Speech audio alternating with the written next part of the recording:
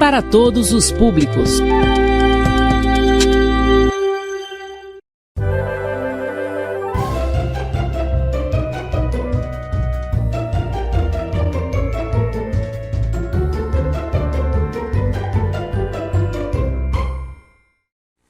Olá, sejam bem-vindos à sexta aula de Geografia do 7º ano, com o tema População Brasileira, Desigualdades Sociais, Envelhecimento e Pirâmides Etárias.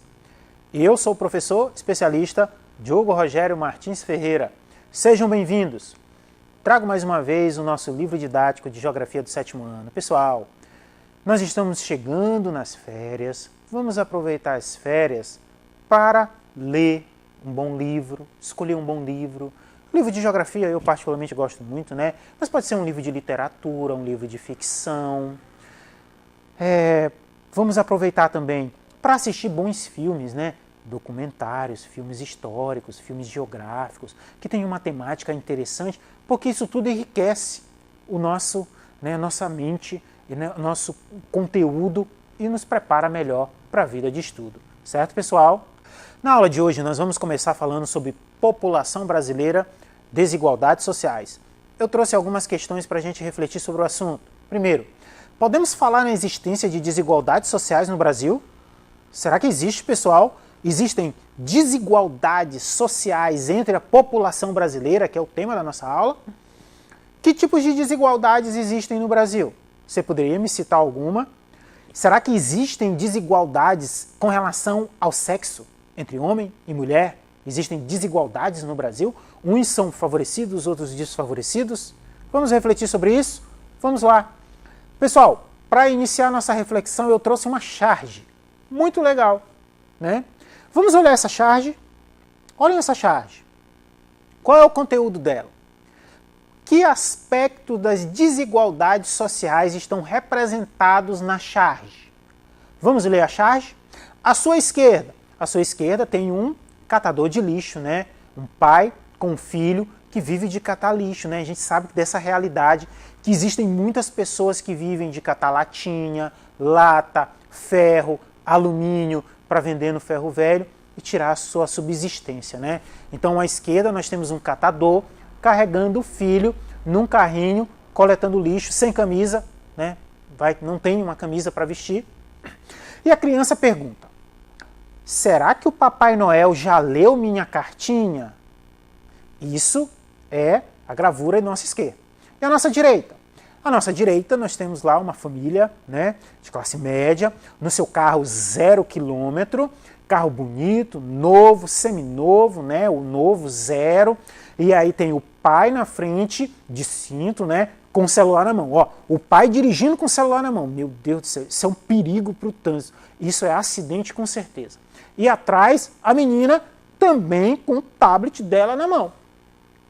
E aí a menina disse para o pai, todo mundo todo fechado dentro do ar-condicionado, aquele frio maravilhoso. Aí a menina disse para o pai: o Papai Noel acabou de ler o meu WhatsApp. E quem é o Papai Noel? É o pai dela, né, que está na frente com o celular, né? Aí ela diz: o Papai Noel acabou de ler meu WhatsApp. Pessoal, que aspectos das desigualdades sociais estão representadas nessa charge? Primeiro, desigualdade de renda. Enquanto um cata lixo para sobreviver, o outro anda de carro novo, 0 km, muito bem, né, aquinhoado, né, com a renda elevada, tem acesso. Renda. Qual é o outro aspecto da desigualdade que reflete essa charge? A desigualdade de acesso aos bens de consumo tecnológicos. O filho do catador ainda está na época da cartinha de papel. Ele escreveu uma cartinha de papel para o Papai Noel, para botar nos correios. Já a menina lá do pai, que tem o carro e tudo, ela já está na era, né, da terceira, quarta revolução industrial. Ela já está com tablet, WhatsApp, internet banda 5G. Então, essa charge ela reflete a desigualdade de renda e a desigualdade de acesso aos bens de consumo. Pessoal, e é justamente isso, esse que é o Brasil. Infelizmente, o índice Gini, vários indicadores sociais, o IDH e vários indicadores sociais indicam que o Brasil é um dos países campeões na desigualdade social. Essa desigualdade é uma desigualdade de renda. Enquanto 1% da população tem a renda de R$28 mil por mês, 1% da população mais rica, cada indivíduo tem uma renda média mensal de R$28 mil por mês, segundo dados de 2017 do livro didático. 50% da população brasileira, cada um não tem nem R$754 por mês. Então há uma grande desigualdade, diferença de renda no Brasil. Acesso à moradia. Enquanto uns vivem em uma casa, na beira da praia, em um condomínio de um apartamento por andar, com piscina em cada apartamento, que está retratado nessa imagem. Vamos ver a imagem? Olha a imagem lá, a imagem do abismo Brasil, o abismo de desigualdade que é o Brasil. De um lado, à direita, mansões, Olha o cara chegando lá de helicóptero, ele não anda de carro, ele não anda de avião, ele anda de helicóptero, ele tem um helicóptero particular, o edifício dele tem um heliporto, e ele viaja de helicóptero, casas muito bem estruturadas em áreas nobres, na beira da praia. Do outro lado do abismo Brasil, está lá a população vivendo na beira de um barranco, em uma casa coberta, feita de papelão, em grande parte, vivendo em péssimas condições de moradia, desigualdade de moradia, de acesso à moradia, desigualdade de acesso aos bens de consumo. Enquanto uns têm um celular ultra top, super ultra turbo plus 5G, tem outros que não tem nem aquele celularzinho velho para fazer uma ligação em caso de necessidade. Enquanto uns desperdiçam alimento, tem outros que estão catando lixo para sobreviver. Desigualdade de acesso à saúde. Enquanto tem uns que vivem, são atendidos em hospitais renomados, reconhecidos internacionalmente, com nome de estrangeiros e de cientistas famosos, tem outros que vivem em região rural, pobre, que não tem um posto de saúde para recorrer, não tem um comércio para comprar um remédiozinho para dor de cabeça. Desigualdade de educação. Enquanto uma pequena minoria estuda nas escolas mais desenvolvidas, com as metodologias e as perspectivas teóricas inovadoras da educação, já estão na educação 5G, a educação mais moderna, tem outros que vivem em regiões de difícil acesso, na zona rural, que estudam em escolas num barraco improvisado com chão,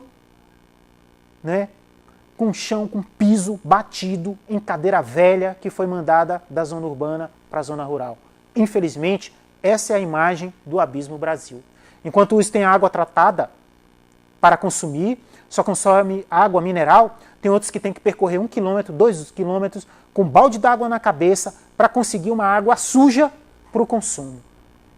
Uns têm acesso à coleta de lixo, outros convivem nos lixões. Infelizmente, pessoal, essa é uma das imagens do abismo Brasil, das desigualdades sociais, que eu friso também com essa imagem aí que eu trago para vocês. Outras questões também que faz parte lá no nosso livro didático vai falar sobre uma das grandes desigualdades no Brasil, que é a concentração de renda no Brasil.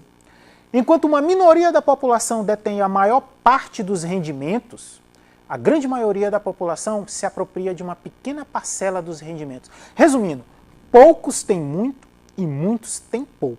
Um dado que é apresentado no livro didático, ele diz o seguinte, e aí eu montei esse gráfico tipo pizza, sobre um dado do livro didático, que ele diz o seguinte, com dados de 2017 do IBGE, cerca do 1% mais rico do Brasil tem uma renda de R$28 mil por mês. Os 1% mais ricos do Brasil têm uma renda individual de R$28 mil por mês, enquanto os 50% mais pobres do Brasil não tem nem R$700 por mês. E aí, se a gente faz um gráfico, eu usei o Excel, e fiz esse gráfico, você vai ver que dessa pizza, a 50% da população mais pobre do Brasil fica com um pedaço de pizza que não supre nem a necessidade do café da manhã. Então, pessoal, esses são alguns dados sobre a população brasileira para a gente refletir sobre um pouco as desigualdades do Brasil e a necessidade de superar essas desigualdades. Essas desigualdades também, de acordo com dados do IBGE, elas se refletem do ponto de vista na relação entre sexos. Olha, eu trouxe essa tabela. Qual é o título dessa tabela? Brasil, rendimento médio mensal dos trabalhadores por sexo nas macro-regiões em 2017. Na primeira coluna, nós temos o Brasil, em cada linha, as macro-regiões, Norte, Nordeste, Sudeste, Sul, Centro-Oeste. Na segunda coluna, nós temos o total da população e o rendimento médio do trabalhador brasileiro. É tipo assim, você pega a quantidade de trabalhadores e você divide o salário deles pela quantidade de trabalhadores no Brasil e aí dá o rendimento médio do trabalhador brasileiro. O rendimento médio do trabalhador brasileiro no ano de 2017, segundo dados do IBGE, era de R$ 2.173 por trabalhador. Se a gente pega o salário de todo mundo e divide pelo número de trabalhadores, dá em média R$ 2.173. E a terceira e a quarta coluna é esse salário médio do trabalhador com relação ao sexo, homens e mulheres. Vamos lá então para essa tabela. No Brasil, o rendimento médio do trabalhador brasileiro em 2017 era de R$ 2.173. Primeira coluna, primeira linha. Traduzindo isso para a relação entre homens e mulheres, os homens recebiam em média no ano de 2017 R$ 2.431. E as mulheres recebiam R$ 1.833. Quer dizer que você pegando a média de salário dos homens e a média de salário das mulheres, as mulheres recebem menos do que os homens. Por região, qual é a região que tem a maior diferença, o menor salário médio do trabalhador? É a região Nordeste. É a região que paga mal os seus trabalhadores, né? É isso que diz essa informação. No Nordeste, a média de salário do trabalhador no Nordeste era, no ano de 2017, de R$ 1.493. Na relação entre sexos, os homens recebiam em média R$ 1.596 e as mulheres em média R$ 1.348. E aí é bom lembrar que as mulheres geralmente têm uma jornada de trabalho tripla, porque ela trabalha, ela estuda, ainda tem que limpar a casa, fazer almoço, cuidar de menino e muitas outras coisas, né? Tem 3 afazeres as mulheres que trabalham em relação aos homens. E aqui, para não dizer que não falamos de flores, né? Qual é a região que paga melhor os seus trabalhadores? É a região Sudeste. Na região Sudeste, a média de salário dos trabalhadores é de R$ 2.488. Na relação entre homens e mulheres, em 2017, em média, os homens recebiam R$ 2.870 e as mulheres R$ 2.014. A desigualdade entre sexos é muito grande. Uma outra pesquisa que está lá no nosso livro didático, que foi uma pesquisa feita pela Plan, em que ela vai analisar essa desigualdade entre meninos e meninas nos afazeres domésticos. E aí ela foi pesquisar, visitou 1.800 famílias, perguntando entre meninos e meninas, quem arruma a cama quando acorda, quem cozinha, quem lava a louça, quem limpa a casa, quem lava a roupa, quem passa a roupa, quem cuida dos irmãos. E esse aqui foram os resultados da pesquisa. Do conjunto das casas pesquisadas, né, 81,4% das meninas arrumam a própria cama depois que acordam, né? Enquanto apenas 11,6% dos meninos arrumam a própria cama, né? Acorda e deixa tudo lá para a irmã, para o pai, para o primo arrumar. Nessa pesquisa também indicou que 65,6% das meninas limpam a própria casa, né? Limpam a casa, enquanto 11,4% dos meninos arrumam a própria casa, né?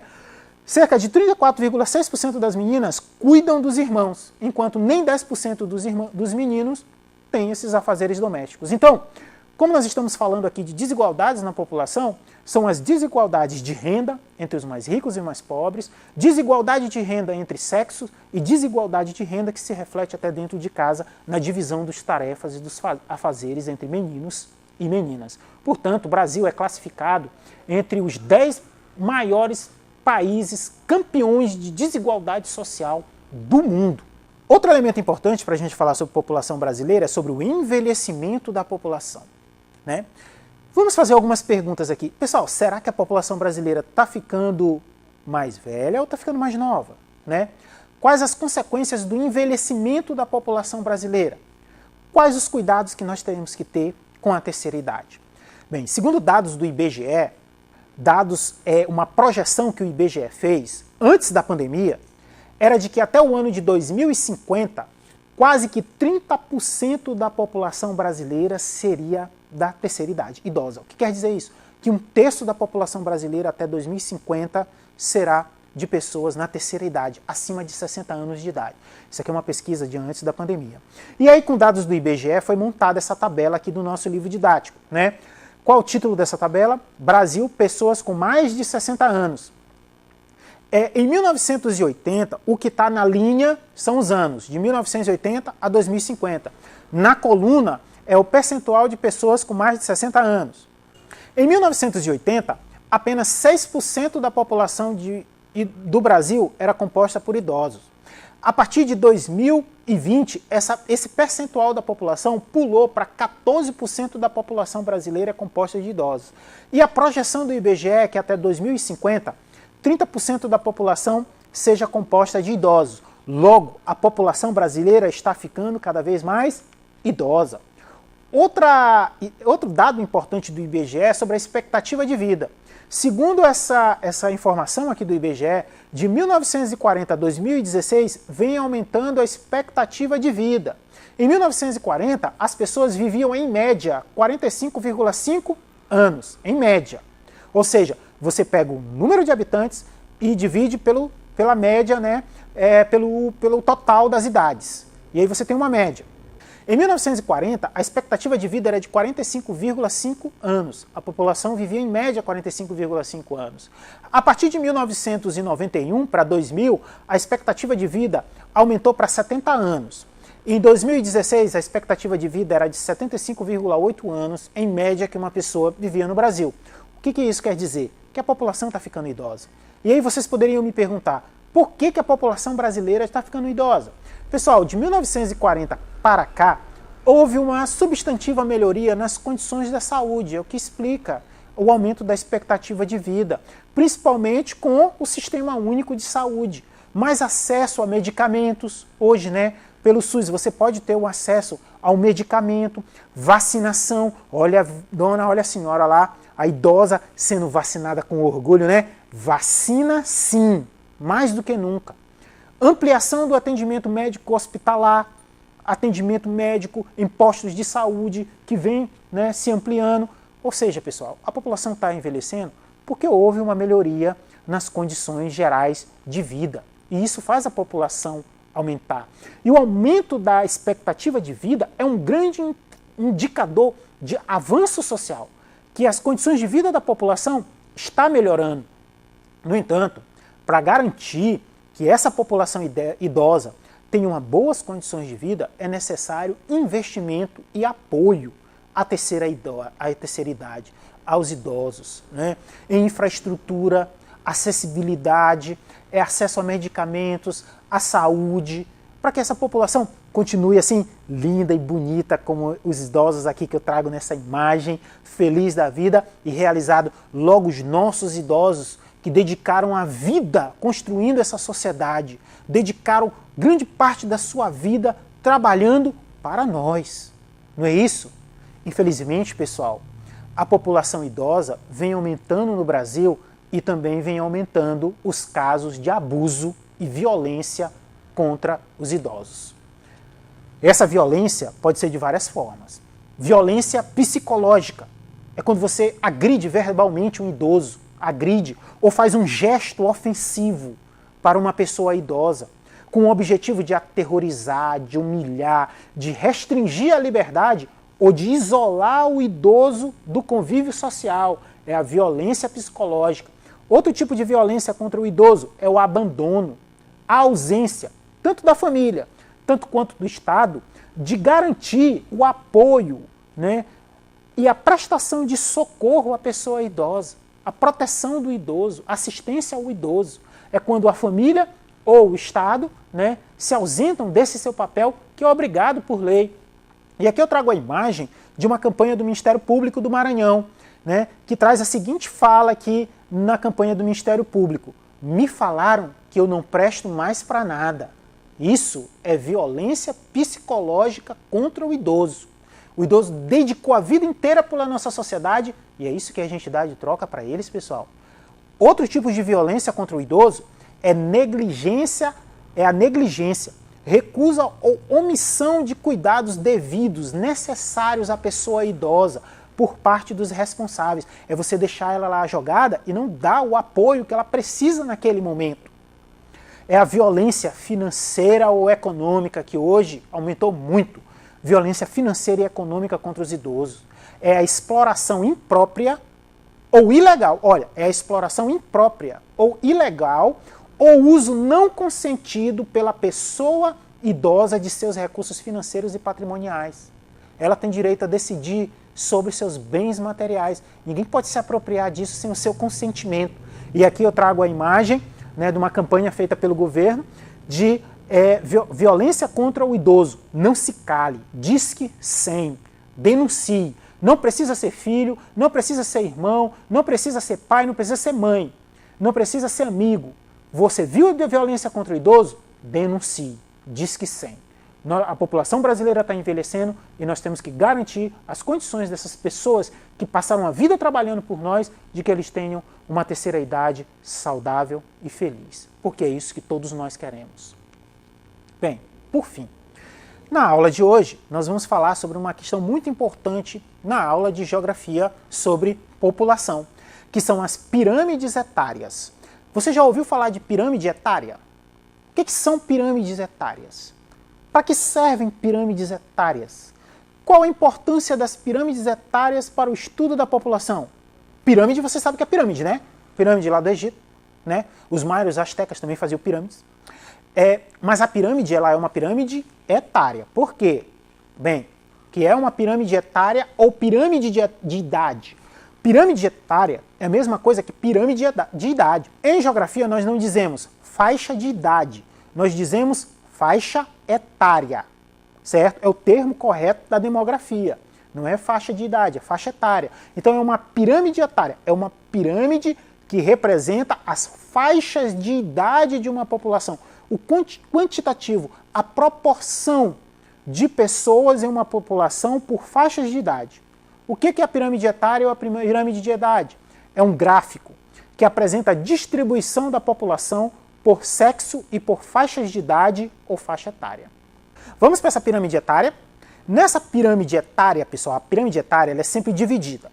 Por exemplo, nessa, o lado esquerdo de que você que está sentado, que está de laranja, representa a quantidade de homens em uma população por faixa de idade. O lado direito dessa pirâmide, que está de verde, representa a quantidade de mulheres em porcentagem por faixa de idade. Quais são as faixas de idade? A primeira linha, a linha da base da pirâmide. Uma pirâmide tem base, corpo e topo. A linha da base da pirâmide é a faixa etária de 0 a 4 anos. De verde, quantos homens de 0 a 4 anos tem naquela população? De laranja, quantas mulheres de 0 a 4 anos tem naquela população percentualmente? É assim que a gente lê a pirâmide, né? Então, na base dessa pirâmide, nós temos, de verde, no ano de 2016, 3% da população era de homens. Olha a faixa lá, né? A coluna representa o percentual. A linha, a faixa de idade. Em 2016, quantas mulheres no total da população percentualmente havia no Brasil em 2016? Um pouco mais de 3%, certo? E a segunda faixa de idade, da base para o topo, é a faixa de 5 a 9 anos. Quantas mulheres tinham de 5 a 9 anos no ano de 2016 no percentual da população? Havia mais ou menos mais de 3% de mulheres, enquanto havia mais de 3% de homens, e assim sucessivamente. Essa é a pirâmide etária. Cada linha representa uma faixa de idade. À direita de você que está sentado, as mulheres. À esquerda de você que está sentado, a faixa dos homens. O que é a pirâmide etária? Por que ela é importante? Porque o formato da pirâmide etária, ele me permite verificar o perfil da população de um país.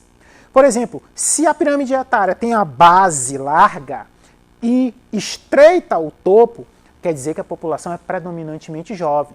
Se a pirâmide etária tem o topo largo e a base estreita, quer dizer que a população é predominantemente idosa. Vamos ver isso aí? Vamos lá, eu trouxe pirâmides etárias do Brasil.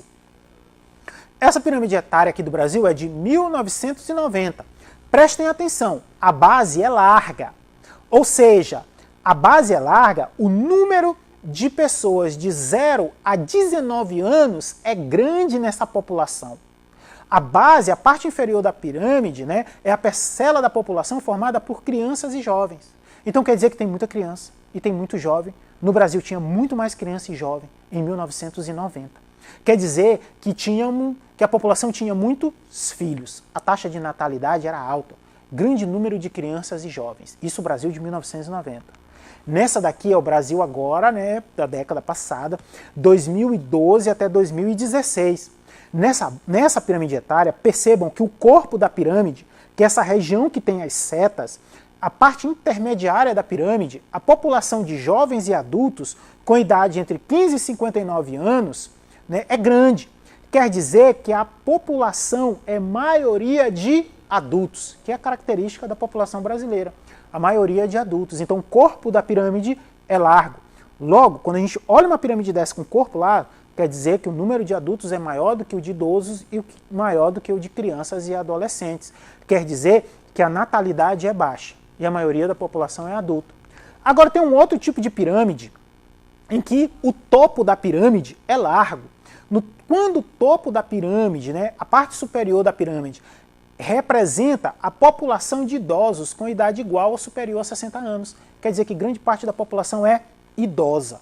A população de idoso, ela tem idade superior a 60 anos. É o topo da pirâmide, a parte mais larga da pirâmide, o topo. Então, quando a gente olha uma pirâmide como essa, quer dizer que há muito idoso.